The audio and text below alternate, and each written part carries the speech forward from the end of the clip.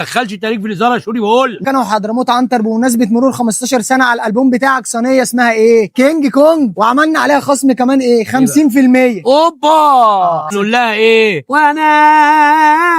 انا مش خورونج. والله. لا لا لا انا كينج كونج. أهو. ده انا وانا رابط ايدي بلعب بنجي بونج. انا نفسي اعرف ازاي وانت رابط ايدك بتلعب بينج لا ما بونج. انت خليك مفتح بقى، انا بقى بكتف ايد وبلعب بالايد التانية. تحب نبدا بايه بقى؟ انا هبدا بالمانجي. اسحب بص يا بقى باشا. الحته دي، بص الموزه اللوزه الكمالوجه دي.